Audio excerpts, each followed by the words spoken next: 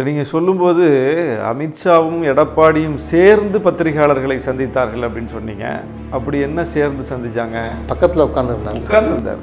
உட்கார வைக்கப்பட்டிருக்கிறார். சேர்ந்துலாம் சந்திக்கலை. சும்மா பார்த்துட்டு ஹாய்ன்னு சொல்லிட்டு போகிறதா? சந்திக்குதுன்னா பத்திரிகையாளர்கள் கேள்விக்கு பதில் சொல்லணும், பத்திரிகையாளர்கள்ட்ட ஏதாவது கருத்து சொல்லணும். அப்படி எந்த கருத்தையும் நேற்று எடப்பாடி சொல்லவும் இல்லை. பத்திரிகையாளர்களுடைய எந்த கேள்விக்கும் எடப்பாடி பதில் சொல்லவும் இல்லை. ஆனால் யார் தலைமையில் கூட்டணி? எடப்பாடி தலைமையில் கூட்டணி.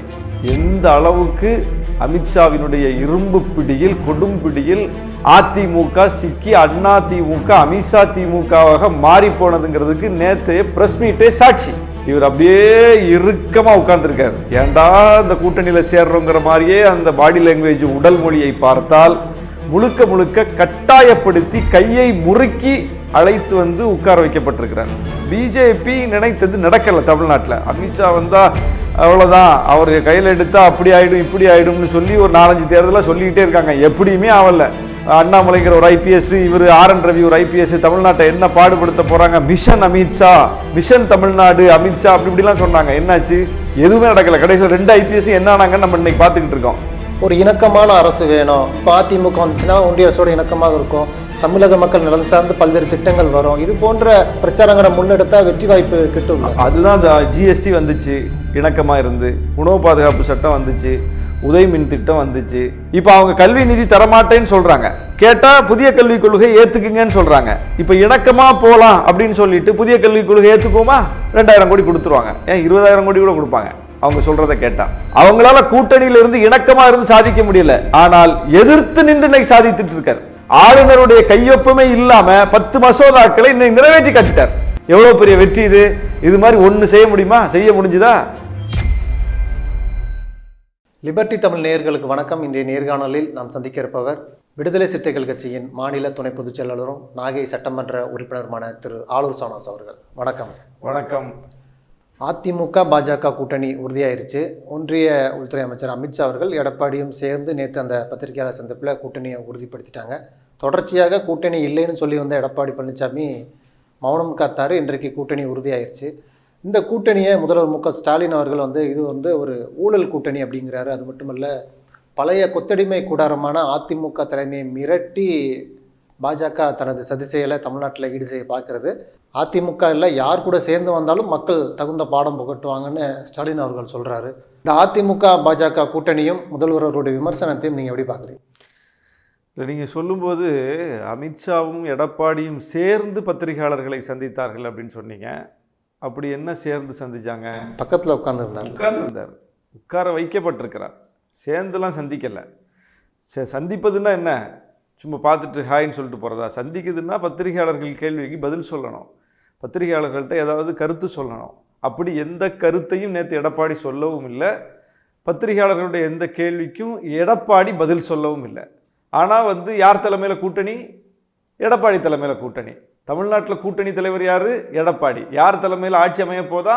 எடப்பாடி தலைமையில் ஆட்சி அமைய போதான். அப்போ ஆட்சியே எடப்பாடி தலைமை தான் அமைய போது. கூட்டணிக்கே தலைவர் எடப்பாடி தான். ஆனால் அந்த கூட்டணி தலைவர், அந்த ஆட்சிக்கே பொறுப்பேற்கக்கூடிய தலைவர் அதை பற்றி எதுவும் பேச மாட்டாராம். எந்த அளவுக்கு அமித்ஷாவினுடைய இரும்பு பிடியில், கொடும் பிடியில் அதிமுக சிக்கி அண்ணா திமுக அமித்ஷா திமுகவாக மாறி போனதுங்கிறதுக்கு நேற்று பிரஸ் மீட்டே சாட்சி. இவ்வளோ ஒரு மோசமான ஒரு கூட்டணி அறிவிப்பு பிரஸ் மீட்டை நம்ம பார்த்ததே கிடையாது. எப்போதுமே எப்படி பிரஸ் மீட் நடக்கும்? மிக மகிழ்ச்சியாக நாங்கள் கூட்டணியை உறுதிப்படுத்திட்டோன்னு சொல்லி பத்திரிகையாளர்களை சந்திப்பாங்க, இனிப்பு வழங்குவாங்க, கையை கோர்த்து நின்று காட்சி கொடுப்பாங்க. அதுக்கப்புறம் ஒவ்வொரு கேள்விக்கும் பதில் சொல்லுவாங்க, சேர்ந்து அறிவிப்பார்கள். அவர் ஒன்று சொன்னோன்னா அப்புறம் இவர் ஒரு தடவை பேசுவார். நாங்கள் மகிழ்ச்சியோடு இந்த அறிவிப்பை செய்கிறோம், எங்கள் கூட்டணி வெற்றி பெறும்னு அவர் தான் சொன்னார், இவர் சொல்லலை. இவர் அப்படியே இறுக்கமாக உட்கார்ந்துருக்கார். ஏண்டா இந்த கூட்டணியில் சேர்றோங்கிற மாதிரியே அந்த பாடி லாங்குவேஜ், உடல் மொழியை பார்த்தால் முழுக்க முழுக்க கட்டாயப்படுத்தி கையை முறுக்கி அழைத்து உட்கார வைக்கப்பட்டிருக்கிறார். பல நெருக்கடிகள் அவருக்கு இருக்குது. இல்லைன்னா இப்போ சின்னத்தை முடக்குவாங்க.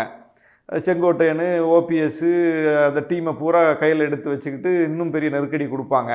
ஏற்கனவே 35-40 விழுக்காடு இருந்த கட்சி 18 விழுக்காட்டுக்கு சுருங்கிருச்சு. இப்போ இன்னும் அந்த கட்சிக்குள்ள ஒரு புயல் வீச ஆரம்பித்தால் அது இன்னும் இறங்கும். அதிமுக தொண்டர்களுடைய நம்பிக்கை இழக்கும்.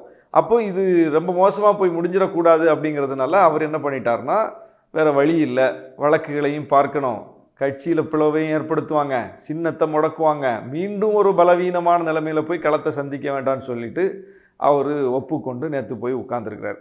இதில் ரொம்ப முக்கியமாக கவனிக்க வேண்டியது அண்ணாமலை குறித்த கேள்விக்கு அமித்ஷா என்ன பதில் சொல்கிறாரு, அப்படிலாம் எந்த நிர்பந்தமும் அவங்க வைக்கலை, அப்படி எந்த நிபந்தனையும் அவங்க விதிக்கலை, எந்த நிர்பந்தத்தையும் எங்களுக்கு தரல, அவங்க இப்பவும் அண்ணாமலை தானே உட்கார்ந்துருக்காரு இங்கே அப்படின்னு அமித்ஷா அதை டீல் பண்ணுறார். அப்போ இதுலேருந்து என்ன தெரியுது, நேற்று அண்ணாமலை கூட 2 வார்த்தை பேசினார். அண்ணாமலையை நாங்கள் சொல்லி தான் எடுக்க போகிறாங்க, அண்ணாமலையை நாங்கள் காலி பண்ணிட்டோம் அப்படின்னு சொல்லக்கூடிய அதிமுகவினரால் சொல்லக்கூடிய அந்த அண்ணாமலை கூட நேற்று 2 வார்த்தை பேசினார். ஆனால் அவ்வளோ பெரிய கூட்டணி அறிவிப்பில், மகிழ்ச்சியான ஒரு அறிவிப்பில் எடப்பாடி ஒரு வார்த்தை கூட பேசலை. அந்த அளவுக்கு அவர் பாஜகவினுடைய பிடியில் சிக்கியிருக்கிறாருங்கிறது தான் நேற்று அப்பட்டமாக தெரிஞ்சது. அதுக்கப்புறம் செய்தியாளர்கள் கேட்குறாங்க, சரி நீங்கள் சேர்ந்துட்டீங்க, ஆனால் உங்களை டெல்லிக்கு சந்திக்க வரும்போது இவர் மும்மொழி கொள்கை விஷயம், அப்புறம் டீலிமிட்டேஷன் விஷயம், புதிய கல்விக் கொள்கை விஷயம் அப்படின்னு தமிழ்நாடு சார்ந்த பல விஷயங்களை உங்கள்கிட்ட பேசினதா சொன்னார, அது பற்றிலாம் இப்போ என்ன நிலைப்பாடு, நீட்டு தொடர்பாக என்ன நிலைப்பாடுன்னு கேட்டால் அதெல்லாம் எங்களுக்கு ஒரே நிலைப்பாடு தான், அதிலலாம் நாங்கள் எங்கள் நிலைப்பாடை மாற்றிக்க மாட்டோம், அங்கேயே சொல்லிட்டார். அதெல்லாம் திமுக கவனத்தை திசை திருப்பதற்காக இந்த பிரச்சனைலாம் கையில் எடுக்கிறாங்க அப்படின்னு சொல்லி அமித்ஷா சொல்கிறார். அப்போ திமுக நீட்டு பிரச்சனையை கையில் எடுக்கிறாங்க, தொகுதி மறுவரை பிரச்சனையை கையில் எடுக்கிறாங்க, புதிய கல்விக் கொள்கையை கையில் எடுக்கிறாங்க, தமிழ்நாட்டுக்கு ஒன்றிய அரசு நிதி தர மறுக்கிறத கையில் எடுக்கிறாங்க, இப்போ ஆளுநர் விவகாரத்தை கையில் எடுக்கிறாங்கன்னா இதையெல்லாம் திசை திருப்புறதுக்காக திமுக செய்துன்னா, திமுக சட்டமன்றத்தில் இது தொடர்பாக கொண்டு வர்ற தீர்மானங்களை எல்லாம் அதிமுக ஆதரிச்சுத, அப்போ அதிமுக எதுக்கு இதை செய்யுது? இந்த கேள்விக்கு அமித்ஷா பதில் சொல்லணும்ல. இந்த கேள்வி அங்கே கேட்கப்பட்டிருக்கணும். இது திமுக கொள்கை மட்டும் இல்லைங்க, இது அதிமுகவின் கொள்கையும் தான், இது சட்டமன்றத்தில் இடம்பெற்றிருக்கிற அத்தனை கட்சிகளின் கொள்கையும் தான். உங்கள் கூட இப்போ அணி சேர்வதா இல்லையாங்கிற ஒரு அந்தரத்தில் தொங்கி நிற்கிற பாமகவுடைய கொள்கையும் தான், தேமுதிகவுடைய கொள்கையும் தான், எல்லா கட்சியின் கொள்கையும் தான் இது. தமிழ்நாட்டில் மும்மொழி கொள்கை வேண்டாம், இருமொழி கொள்கை தாங்கிறது தமிழ்நாட்டில் பிஜேபியை தவிர அத்தனை கட்சிகளின் கொள்கை. அப்போ திமுக திசை திருப்புறதுக்காக இதை செய்கிறாங்கன்னா எல்லா கட்சியும் சேர்ந்து திமுக கொண்டு வர தீர்மானத்தை ஏன் ஆதரிக்கிறாங்க? அப்போ பாஜக தான் தமிழ்நாட்டின் மீது தாக்குதல் தொடுக்கிறது, பாஜக தான் திசை திருப்புகிறதுங்கிறது தமிழ்நாட்டில் உள்ள ஒட்டுமொத்த கட்சியுடைய நிலைப்பாட்டின் மூலம் தெளிவாகுது. அப்போ பாஜக தான் அந்த இடத்துல அம்பலப்படுது, பாஜக தான் தமிழ்நாட்டுக்கு விரோதமாக இருக்கு. ஆனால் அவர் திமுக மேலே பழியை போட்டுட்டு போறார். மக்கள் இதை பார்த்துக்கிட்டு இருக்காங்க. நேற்று செய்தியாளர் சந்திப்பை மக்கள் பார்த்தாங்க. முழுக்க முழுக்க பிஜேபி தன்னுடைய நிலைப்பாட்டில் இருந்து இறங்கி வரல, தன்னுடைய நிலைப்பாட்டை மாற்றிக்கல, கூட்டணி வைக்கிறவன் அதுக்காக சைலண்ட் மோடுக்கு போகணுன்னு கூட போகலை, கடந்து போகலை, தெளிவாக தன்னுடைய நிலைப்பாட்டை அவர் சொல்லிட்டு போகிறார். அதெல்லாம் எங்கள் நிலைப்பாடு, அதெல்லாம் திமுக திசை திருப்புறதுக்காக செய்யுது. அப்படின்னா அந்த பிரச்சனையெல்லாம் ஒரு பிரச்சனையே கிடையாது, திமுக வேணும்னே கிளப்புறாங்க அப்படின்னு சொல்லி பழியை போடுகிறாரே தவிர, அப்படி ஒரு பிரச்சனை இருக்கிறது அதனால்தான் திமுக அதை எழுப்புகிறது, அப்படி ஒரு பிரச்சனை இருக்கிறது அதனால்தான் திமுக கொண்டு வந்த போதும் எல்லா கட்சியும் சேர்ந்து அதை ஆதரிக்கிறதுங்கிற நிலைப்பாடு தான் உண்மையான நிலைப்பாடு. அப்போ அமித்ஷா அங்கே திசை திருப்புகிறார், அதுக்கு எடப்பாடி வழி இல்லாமல் உடன்பட்டு போகிறார். இல்லை, ஸ்டாலினுக்கு ஒரு பயம் அவர்களுடைய பேச்சிலே தெரியுது. இந்த கூட்டணி எந்தவித டிமாண்டும் இல்லாமல் ஒரு இயற்கையாக அமைந்த கூட்டணி. நீங்கள் இப்போ எடப்பாடி அவர்கள் ரொம்ப மனக்கசப்பில் இருக்காருன்னு சொல்கிறீங்க, ஆனால் நேற்று இரவே விருந்து வச்சு தடல்புடலாக விருந்து வச்சார்ல, அப்போது அவர் பொது எதிரி திமுகவை வீழ்த்த ஒரு கூட்டணி அமைக்கிறாரு. ஒரு வீட்டில் போய் விருந்து சாப்பிட்றதெல்லாம் ஒரு பெரிய விஷயம்னா, எடப்பாடி ஒரு தமிழ்நாட்டை அதிக முறை ஆண்ட கட்சியினுடைய தலைமை பொறுப்பில் இருப்பவர், இன்றைக்கும் முக்கிய எதிர்க்கட்சி தலைவர், இன்றைக்கும் அவர் கீழே 60க்கும் மேற்பட்ட எம்எல்ஏக்கள் இருக்காங்க, ஒரு பெரிய கட்சியினுடைய தலைமை பொறுப்பில் இருக்கார். அவரை தேடி போய் அவர் வீட்டில் போய் ஒரு சாப்பிட்டதே பெரிய விஷயம்னா, குருமூர்த்தி எதிர்க்கட்சி தலைவரா? குருமூர்த்தி கீழே எத்தனை எம்எல்ஏக்கள் இருக்காங்க? குருமூர்த்தி என்ன தமிழ்நாடு அரசியலில் மிகப்பெரிய தாக்கத்தை ஏற்படுத்தியவரா? தமிழ்நாட்டை அதிக முறை ஆண்ட கட்சியினுடைய தலைமை பொறுப்பில் இருப்பவரா? யார் குருமூர்த்தி? அந்த குருமூர்த்தி விட்டு தானே முதல்ல போனார் அமித்ஷா. அப்போ இதில் யார் பெரிய ஆள்? ஒன்றுமே இல்லாத, எந்த பொறுப்பிலும் இல்லாத ஒருத்தர் வீட்டுக்கு போகிறது பெருசா, எல்லா பொறுப்பிலும் இருக்கக்கூடிய தமிழ்நாட்டினுடைய முதலமைச்சராகவே இருந்த இப்போதும் எதிர்க்கட்சி தலைவராக இருக்கிற ஒருத்தர் வீட்டுக்கு போகிறது பெருசா? எது பெருசு? அப்போ அமித்ஷா எடப்பாடி வீட்டுக்கு போனது இயல்பானது, அதில் ஒன்றும் வியக்கத்தக்க செய்தி எதுவும் இல்லை. குருமூர்த்தி வீட்டுக்கே தான் போனார். அது ஏன் போனார்? அதுக்கு பின்னணி என்ன? அதுதான் பேசப்பட வேண்டிய விஷயம், அதுதான் பெரிய விஷயம். எப்படி போகிறாரு? பத்திரிகையாளர் வீட்டுக்கு எல்லா பத்திரிகையாளர் வீட்டுக்கும் போவாரா? தராசு சியாம் வீட்டுக்கு அமித்ஷா போனாரா? எவ்வளோ பத்திரிகையாளர் இருக்காங்க? அப்போ குருமூர்த்தி வீட்டுக்கு ஏன் போறார்? நக்கீரன் கோபால் வீட்டுக்கு போவாரா? இல்லை பிஜேபி ஆதரிக்கக்கூடிய எத்தனையோ பத்திரிகையாளர் இருக்காங்கல்ல, இப்போ தராசு சிஎம் நக்கீரன் கோபால் இவங்களெல்லாம் விட்டுருங்க, இவங்கெல்லாம் வந்து செக்யூலர், இவங்கெல்லாம் பிஜேபி ஆதரவாளர்கள் இல்லை. பிஜேபி ஆதரிக்கக்கூடிய குருமூர்த்தியை போலவே எத்தனையோ பத்திரிகையாளர்கள் இருக்காங்களே. நம்ம அண்ணா ரவீந்திரன் துரைசாமிலாம் இருக்கார்ல, அவங்க வீட்டுக்கெல்லாம் போவாரா? அப்போ யார் வீட்டுக்கு போறார்? குருமூர்த்தி வீட்டுக்கு போறார். ஏன் போறார்? குருமூர்த்திக்கு தமிழ்நாடு அரசியலுக்கு என்ன சம்பந்தம் இருக்கு? அப்போ அதுல இருந்தா நம்ம புரிஞ்சுக்கணும், அவங்க செயல் திட்டம் அது. தேவைன்னா போவாங்க, எங்கேயும் போவாங்க. எடப்பாடி வீட்டுக்கு நேற்று போக வேண்டிய தேவை அமித்ஷாவுக்கு இருக்கிறது. ஏன்னா பிஜேபி நினைத்தது நடக்கலை தமிழ்நாட்டில். அமித்ஷா வந்தால் அவ்வளோதான், அவர் கையில் எடுத்தால் அப்படி ஆகிடும் இப்படி ஆகிடும்னு சொல்லி ஒரு 4-5 தேர்தலாக சொல்லிக்கிட்டே இருக்காங்க. எப்படியுமே ஆகலை. 2 ஐபிஎஸ் இறக்க போகிறாங்க. அண்ணாமலைங்கிற ஒரு ஐபிஎஸ், இவர் ஆர்என் ரவி ஒரு ஐபிஎஸ். தமிழ்நாட்டை என்ன பாடுபடுத்த போகிறாங்க? மிஷன் அமித்ஷா, மிஷன் தமிழ்நாடு அமித்ஷா, அப்படி இப்படிலாம் சொன்னாங்க. என்னாச்சு? எதுவுமே நடக்கலை. கடைசியில் 2 ஐபிஎஸ் என்ன ஆனாங்கன்னு நம்ம இன்னைக்கு பார்த்துக்கிட்டு இருக்கோம்.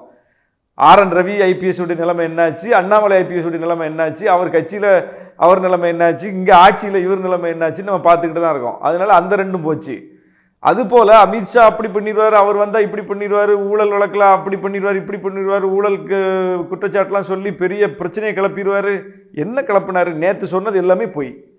இந்த ஆட்சியின் கீழே ஊழல் நடந்திருக்குதுன்னு அவரால் ஏதாவது நிரூபிக்க முடிஞ்சுதா? அண்ணாமலை ஃபைல்லாம் போட்டார்ல, டிஎம்கே ஃபைல்ஸு 1, 2ன்னு போட்டார்ல. ஏற்கனவே நம்ம அஃபிடவிட்டில் தேர்தல் பிரமாண பத்திரம் தாக்கல் செய்யும்போது அதில் உள்ள டாக்குமெண்ட் ஊர் உலகத்துக்கே தெரியும், எல்லாரும் கொடுத்தது. அதை எடுத்து போட்டு வச்சுக்கிட்டு இவ்வளோ சொத்து இருக்குது அவ்வளோ சொத்து இருக்குது அப்படின்னு சொல்கிறது ஒரு ஊழல் குற்றச்சாட்டா? இப்போ 3வது ஃபைல் வரும், 4வது ஃபைல் ஒன்று. இப்போ எந்த ஃபைலும் இனி வராது. இதில் அதிமுக ஃபைல் வேறு வரும்னு சொன்னார். அதிமுக ஃபைல் வரும்னு சொன்னார். எடப்பாடி கான்ட்ராக்டராக பார்த்து தேர்தலில் சீட்டு கொடுத்துருக்காரு அப்படின்னு சொன்னார். எவன் பணம் கொடுப்பானோ அவனுக்கு கட்சியில் பொறுப்பு கொடுக்குறவர் எடப்பாடின்னு சொன்னார். சசிகலா காலில் விழுந்து பதவி வாங்கினவர் எடப்பாடின்னு சொல்லி அவ்வளோ கேவலமாக விமர்சித்தார். ஊழல் குற்றச்சாட்டு சொன்னார். ஜெயலலிதா அம்மையாரே ஒரு ஊழல்வாதி தான் பேட்டி கொடுத்தாரு ஆங்கில ஊடகத்துக்கெலாம். அப்படிப்பட்ட கட்சி பிஜேபியால் அண்ணாமலையால் குற்றம் சாட்டப்பட்ட கட்சி. இன்னும் சொல்ல போனால் அடுத்தது ஏடிஎம்கே ஃபைல்ஸை வெளியிடுவேன்னு அண்ணாமலை சொன்னார். எப்போ வெளியிட போகிறான்னு தெரியல. அது ஏன் நேற்று யாரும் கேட்கலன்னு தெரியல. ஏடிஎம்கே ஃபைல்ஸை வெளியிடுவேன்னு அண்ணாமலை சொன்னார். அப்படிப்பட்ட விஷயங்கள் எல்லாம் செய்த பாஜக அமித்ஷா இன்னைக்கு வந்து அதிமுகவோட கூட்டணி வைக்க வேண்டிய நெருக்கடிக்கு, அதிமுகவோட இணைந்து போக வேண்டிய ஒரு நிலைக்கு பாஜகவும் தள்ளப்பட்டிருக்குது. பாஜகவுடைய மிரட்டலுக்கு பணிய வேண்டிய இடத்தில் அதிமுக தள்ளப்பட்டிருக்கிறது. இது இயல்பான கூட்டணியா? மக்கள் விரும்புகிற கூட்டணியா? ஏதாவது இதில் இருக்கா? தமிழ்நாடு நலன் சார்ந்த அதில் ஏதாவது இருக்கா? இன்னைக்கு வந்து காங்கிரஸோட திமுக கூட்டணி இருக்குது, நாங்கள் எல்லாம் திமுக கூட்டணியில் இருக்கிறோம் அப்படின்னா மக்கள் நலன் சார்ந்த 1000 விஷயங்களை எங்களால் பட்டியல் போட முடியும். நாங்கள் சொல்லக்கூடிய விஷயங்களை ராகுல் காந்தி ஏற்றுக்கிறாரு. இந்தியா முழுவதும் அவர் அந்த கருத்தை பேசுறாரு. இந்தி திணிப்பு கூடாதுங்கிறோம், அவர் அதே மேலே பேசுறாரு. இன்னைக்கு தமிழ்நாட்டில் வந்து மட்டும் பேசல, டெல்லியிலே பேசுறாரு. இந்தியை வச்சுக்கிட்டு எத்தனை நாளைக்கு நம்ம இது பண்ணுவோம், ஆங்கிலம் படிக்கணும் அப்படின்னு அங்கே பேசுறாரு அவர். நீட்டு விலக்கு வேணும்னு கேட்குறோம், நீட்டு விலக்கு தரப்படும்னு அவர் உறுதி கொடுக்குறாங்க, தேர்தல் வாக்குறுதியிலே கொடுக்குறாங்க. தமிழ்நாடு சார்ந்த பிரச்சனைகளை நாம் அடையாளப்படுத்துகிறோமே, அத்தனையிலும் காங்கிரஸ் உடன்பட்டு வருகிறது. எதில் முரண்பட்டு போச்சு? முக்கியமான நம்முடைய பிரச்சனையில் எல்லாத்திலும் உடன்பட்டு வராங்க. இது மாதிரி ஒரு விஷயத்தில் உடன்பட்டு வர வைக்க முடியுமா பிஜேபி? அதிமுகவால் வர வைக்க முடியாது. பிஜேபியினுடைய கொள்கைக்கு அதிமுக உடன்பட்டு போனது. தமிழ்நாட்டினுடைய உரிமைகளை விட்டு கொடுத்து பறிகொடுத்துட்டு வந்தாங்க அதிமுக. பல விஷயங்களை உணவு பாதுகாப்பு சட்டத்தில் கையெழுத்து போட்டாங்க, உதயமின் திட்டத்தில் கையெழுத்து போட்டாங்க, நீட்டு விலக்கு வாங்க முடியாமல் ஆக்குனாங்க, ஜிஎஸ்டியில் கையெழுத்து போட்டாங்க, வேளாண் சட்டத்தை ஆதரிச்சாங்க, சிஏஏ சட்டத்தை ஆதரிச்சாங்க, முத்தலாக் தடை சட்டத்தை ஆதரிச்சாங்க, எல்லா சட்டத்தையும் ஆதரிச்சாங்க, டெல்லி மாநில அரசினுடைய அதிகார பறிப்பு மசோதாவை ஆதரிச்சாங்க. எதை ஆதரிக்கல? பிஜேபியினுடைய திட்டத்தை, சட்டத்தை எல்லாத்துக்கும் நிபந்தனையற்ற ஆதரவு கொடுத்துட்டு போனாங்க. இந்த வக்ஃபு சட்ட திருத்தத்தில் எதிர்த்து வாக்களிக்க வேண்டிய நிலைமை ஏன் அதிமுகவுக்கு வந்துச்சுன்னா, அந்த சட்ட மசோதா தாக்கல் செய்யப்படுவதற்கு முன்னாலேயே தமிழ்நாட்டில் அது குறித்த ஒரு தீர்மானத்தை முதலமைச்சர் கொண்டு வந்துட்டார். கொண்டு வந்த போது அதை வந்து எதிர்த்து பேச முடியாத நிலைமைக்கு அதிமுக தள்ளப்பட்டு விட்டது. அப்போ தமிழ்நாடு அரசு கொண்டு வந்த தீர்மானத்தை ஆதரிக்க வேண்டிய நிலைப்பாட்டை அதிமுகவை எடுக்க வைத்து விட்டார் தமிழ்நாட்டு முதலமைச்சர். அதற்கு முன்னாலேயே இந்த சட்டம் திருத்தம் அங்க பாஸ் பண்றதுக்கு முன்னாடியே தமிழ்நாடு சட்டமன்றத்தில் ஒரு காட்சியை அரங்கேற்றிட்டார். அப்போ அதிமுக இங்க வெளிப்படையாக சட்டமன்றத்தில் இந்த தீர்மானத்தை ஆதரிக்க வேண்டிய நிலைமை, ஆதரிச்சு பேசிட்டாங்க. பேசினதுக்கு பிறகு இங்க இந்த வக்ஃபு சட்ட திருத்தத்தை ரத்து செய்யணும்னு சொல்லி தமிழ்நாடு அரசு கொண்டு வந்த தீர்மானத்தை ஆதரித்து அதிமுக நிலைப்பாடு எடுத்த பிறகு அங்கே சட்டம் வருது. அப்போ அங்கே போய் ஆதரித்து வாக்களித்தா என்ன ஆகும்? அப்போது அப்படியே 2 நாளைக்கு முன்னாடி இங்கே எடுத்த நிலைப்பாட்டுக்கு மாறா அங்கே போய் ஒரு நிலைப்பாடு எடுக்க முடியாத நெருக்கடிக்கு தள்ளப்பட்டதுனால அங்கே எதிர்த்து வாக்களித்தாங்க. வரவேற்கிறோம். அப்படி தான் தமிழ்நாட்டு விஷயத்தில் நிலைப்பாடு எடுக்கணும் அதிமுக. இப்போவுமே அதே நிலைப்பாடு தானே, கொள்கை வேறு கூட்டணி வேறு. தொடர்ச்சியாக ஒரு அரசு ஒன்றிய அரசோட மோதல் போக கையாண்டுக்கிட்டு அரசு ஆட்சி நடத்திட்டு இருக்கிறாங்க. ஒரு இணக்கமான அரசு வேணும். இப்போ அதிமுக வந்துச்சுன்னா ஒன்றிய அரசோட இணக்கமாக இருக்கும், தமிழக மக்கள் நலன் சார்ந்து பல்வேறு திட்டங்கள் வரும். இது போன்ற பிரச்சாரங்களை முன்னெடுத்தா வெற்றி வாய்ப்பு கிட்டும்ல. அதுதான் ஜிஎஸ்டி வந்துச்சு, இணக்கமாக இருந்து. உணவு பாதுகாப்பு சட்டம் வந்துச்சு, உதய் மின் திட்டம் வந்துச்சு, எல்லாம் வந்து இணக்கமாக இருந்து வந்தது தானே. நீட்டு தேர்வு வந்துச்சு, இணக்கமாக இருந்து வந்தது தான். இணக்கத்தை நம்ம விரும்பத்தான் செய்கிறோம். ஒரு ஆட்சி வந்து தேவையில்லாமல் சண்டை போடக்கூடாது, தேவைக்கு சண்டை போடணும். இந்த ஆட்சி தேவைக்கு சண்டை போடுது, மக்களுடைய பிரச்சனைகளுக்காக சண்டை போடுது. இப்போ அவங்க கல்வி நிதி தரமாட்டேன்னு சொல்கிறாங்க, கேட்டால் புதிய கல்விக் கொள்கை ஏற்றுக்குங்கன்னு சொல்கிறாங்க.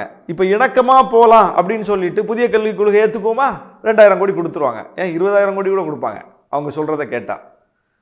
இப்போ இணக்கமாக போகிறது வளர்ச்சி பணம் அப்படிங்கிற அடிப்படையில் போனால் என்னாகும்? நாம் உள்வாங்கி இருக்கக்கூடிய நம்முடைய அடிப்படை கட்டுமானம் தகர்ந்து போகும். நம்முடைய கொள்கை கோட்பாடு காற்றில் பறக்க விடப்படும். கொள்கை கோட்பாடெல்லாம் காற்றுல பறக்க விட்டுட்டு பணம் தர்றாங்க, இணக்கமாக போவோம், ஒன்றிய அரசோட இணைந்து போவோம்னு சொல்லி போனது தான் அதிமுக. போய் என்னாச்சு? கடைசியில் பணம்லாம் கூட கொடுக்கல. அப்படியும் அவங்க இணக்கமாக தான் போனாங்க. கேட்ட நிதி கொடுத்தாங்களா? பேரிடர் நிவாரண நிதியெல்லாம் வந்து கிடச்சிதா? அப்போவும் எடப்பாடி முதலமைச்சராக இருந்து ஓலை அனுப்புனார், ஓபிஎஸ் முதலமைச்சராக இருந்து ஓலை அனுப்புனார், இவ்வளோ நிதி வேணும்னு கேட்டார், கொடுக்கலையே. அன்னைக்கு அதே நிலைப்பாடு தான், இன்றைக்கி அவங்களுக்கு அதே நிலைப்பாடு தான். ஓபிஎஸ் நம்மளுக்கு எல்லாம் சொல்கிறதெல்லாம் கேட்குறாரு, அதனால தமிழ்நாட்டுக்கு நிதியை விடுவிப்போன்னு விடுவிச்சாங்களா? இபிஎஸ் நம்ம சொல்கிறதெல்லாம் கேட்காரு, நம்ம கூட்டணியில் இருக்காரு, நம்ம நீட்டுற இடத்துலலாம் கையெழுத்து போடுறாரு, நம்ம கொண்டு வர சட்டங்கள்லாம் ஆதரிக்கிறார், அதனால கஜா புயல் நிவாரண நிதி கொடுத்துருவோம் அப்படின்னு கொடுத்தாங்களா? வந்து பார்த்தாங்களா? கேட்டாங்களா? இன்றைக்கி என்ன செய்கிறாங்களோ இதுதான் அன்னைக்கும் செஞ்சாங்க. அப்போது எதிர்த்து போரிட்டு இன்னைக்கு ஜெயிச்சுக்கிட்டு இருக்கார் முதலமைச்சர். அவங்களால கூட்டணியில் இருந்து இணக்கமாக இருந்து சாதிக்க முடியல, ஆனால் எதிர்த்து நின்று இன்னைக்கு சாதித்துட்டு இருக்கார்.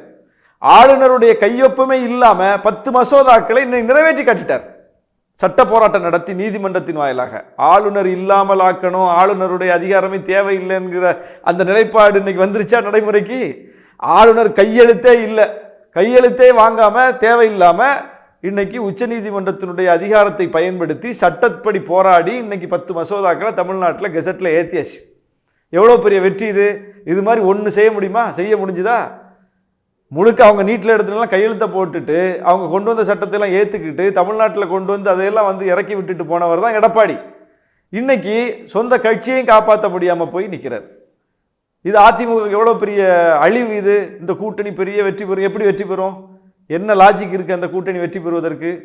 பிஜேபி 18 விழுக்காடு வாக்கு வாங்கிட்டாங்க தனியாக நின்று, அதிமுகவும் 18 விழுக்காடு வாக்கு வாங்கி வச்சுருக்காங்க ஏற்கனவே. அப்போ 36 விழுக்காடுக்கு மேலே போகுது, கூட்டணிலாம் சேர்த்தா 40க்கு மேலே போகுது, திமுகவும் 40க்கு மேலே, நாங்களும் 40க்கு மேலே, ஈக்குவல் ஃபைட்டு அப்படின்னு ஒரு கணக்கை போட்டுட்டு இருக்காங்க. பிஜேபி 18 விழுக்காடுங்கிறதே முதல்ல போய், அது சரியான தகவல் கிடையாது. பிஜேபி 23 இடங்களில் போட்டிட்டாங்க. அதில் ஜான் பாண்டியனு, பாரிவேந்தர், ஏசி சண்முகம், அப்புறம் தேவநாதன், ஒரு 4-5 கட்சி தலைவர்கள், அவங்கவுங்க தனித்தனி கட்சி, எல்லாரும் தாமரை சின்னத்தில் நின்னாங்க. எல்லாரையும் தாமரை சின்னத்தில் நிற்க வச்சு 23 தொகுதிகளில் போட்டிட்டு, நிறைய தொகுதிகளில் போட்டிட்டு காட்டினா தான் நிறைய வாக்கு கிடைக்குமே. அந்தந்த தொகுதியில் கிடைக்கக்கூடிய விழுக்காடெல்லாம் மொத்தமாக கூட்டும்போது ஒரு பெரிய விழுக்காடு கிடைக்கும். அப்போ அந்த விழுக்காடை வாங்கி வச்சுட்டு உண்மையிலே இதுதான் என்னுடைய வெற்றி, நான் இவ்வளோ விழுக்காடு வாங்கிட்டேன்னு சொன்னால் அது லாஜிக் கிடையாது. அப்போ அதிக தொகுதியில் போட்டிட்டாங்க ஒன்று, மற்ற கட்சிக்காரங்களை இவங்க சின்னத்தில் போட்டியிட வச்சாங்க ஒன்று, ரெண்டையும் சேர்த்து இவங்க ஒரு விழுக்காடை காட்டினாங்க. அதில் பாமகவுடைய ஓட்டு இருக்குது. பாமக 6 விழுக்காடு ஓட்டை ஏற்கனவே தனித்து நின்று நிரூபித்த கட்சி. அப்போது பாமக ஓட்டு, மற்ற 4-5 கட்சி தலைவர்கள் தாமரை சின்னத்தில் நின்று வாங்கின ஓட்டு, பிஜேபி 23 தொகுதியில் போட்டியிட்டதனால் கிடைத்த ஓட்டு, இவ்வளோ சேர்த்து வச்சுட்டு 18 விழுக்காடுங்கிறாங்க. அதுபோல் அதிமுக மிகப்பெரிய சரிவை சந்தித்திருக்கிறது. இந்த 18 விழுக்காடு பிஜேபி வாங்கினது கூட 2014 வாங்கினது. மோடி முன்னிறுத்தப்பட்ட, பிரதமர் வேட்பாளராக முன்னிறுத்தப்பட்ட அந்த முதல் தேர்தலையே அவங்க 18 விழுக்காடு திமுக இல்லாமல் அதிமுக இல்லாமல் வாங்கினாங்க. அப்போ அதே நிலைமையில தான் பிஜேபி இருக்குது. இன்னும் சொல்ல போனால் அதை விட இறங்கி இருக்கு. அதனால தான் அண்ணாமலை மாற்றிருக்காங்க. ஒன்றும் பெரிய வளர்ச்சி இல்லை, சும்மா சீன் போட்டு ஃபிலிம் காட்டிக்கிட்டு இருக்காரு, ஒன்றும் பெரிய ஒரு அடியோடு தமிழ்நாட்டில் மாற்றி காட்டுவேன்னு சொன்ன எதுவும் நடக்கலை, ஏற்கனவே வாங்கினதை திரும்ப உறுதிப்படுத்தியிருக்காங்க. இது அண்ணாமலை இல்லாமல் பொன் ராதாகிருஷ்ணனை உறுதிப்படுத்தின ஒரு விஷயம், இது தமிழிசை காலத்திலேயே உறுதிப்படுத்தின விஷயம், இது எல்முருகன் காலத்திலேயே உறுதிப்படுத்தின விஷயம். அப்போ ஏற்கனவே உள்ளதை திரும்ப வந்து அண்ணாமலை வந்து வாங்கியிருக்காரு, அவ்வளோதான். அப்போ ஏற்கனவே இது நிரூபிக்கப்பட்ட ஒரு விஷயம், புதுசாக ஒன்றும் இல்லை. அப்போ இவரை போட்டால் அப்படி ஆகிடும் இப்படி ஆகிடும் நம்பணும், தமிழ்நாட்டில் இவரை முதலமைச்சர் கேண்டிடேட்டாகவே நிறுத்தி ஓட்டு வாங்கிடலாம்னு நினச்சோம். ஆனால் அதுக்கான அறிகுறி எதுவும் தென்படலையே. அப்புறம் இவர் வேற போய் தமிழ்நாட்டு மக்களுடைய எண்ணப்போக்குக்கு எதிரான அரசியலை செஞ்சுட்டு இருக்கிறாரு, சாட்டையில் அடிச்சுக்கிறாரு, செருப்பு பட மாட்டேங்கிறாரு.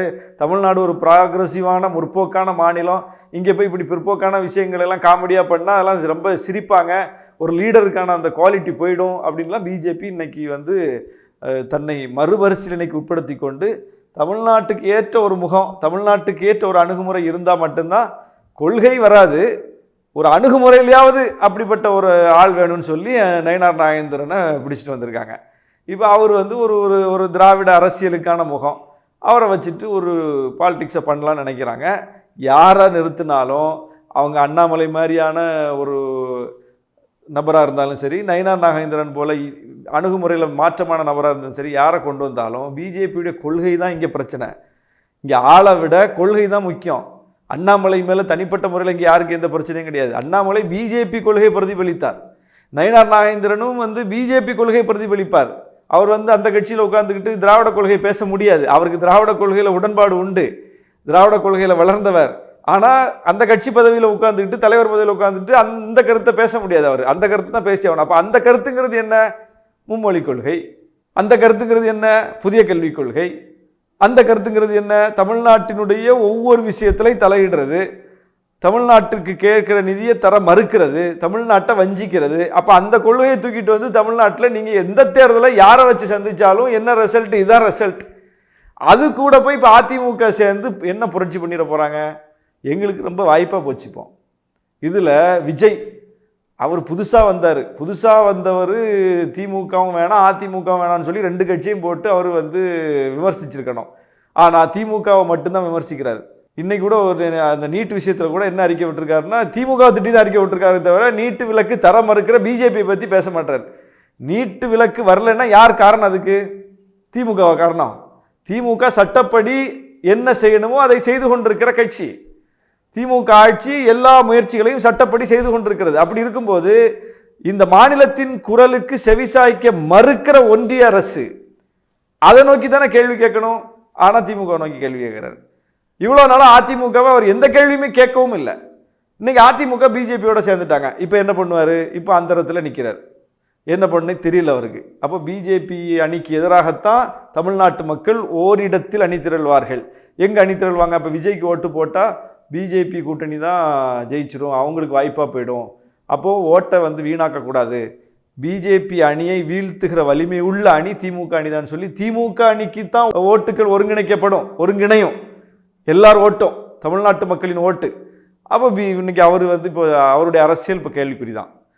அதிமுக பாஜக அணி, திமுக தலைமையிலான அணி, இந்த ரெண்டு அணிக்கும் இடையிலான அந்த போட்டியில் இப்போ அதிமுக அணியில் பாமக போனாலும் என்ன ஆகும்னா, பாமக பாஜக அதிமுக என்பது ஏற்கனவே நம்ம பார்த்த அணி. அந்த அணியை தமிழ்நாட்டு மக்கள் எங்கே வைப்பாங்கன்னு ஏற்கனவே தமிழ்நாட்டு மக்கள் வச்சு காட்டிட்டாங்க.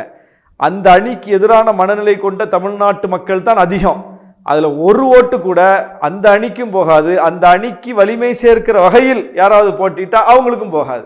அந்த அணியை தீவிரமாக எதிர்த்து நிற்கிற திமுக பக்கம்தான் வரும். இப்போ அதிமுக இவ்வளோ நாளாக அவர் விமர்சிக்கலை. ஏன்னா அதிமுகவோட கூட்டணிக்கு போகலான்னு ஒரு கணக்கு போட்டு வச்சுருந்ததுனால அவர் விமர்சிக்காமல் இருந்தார். இனி என்ன பண்ணுவார்?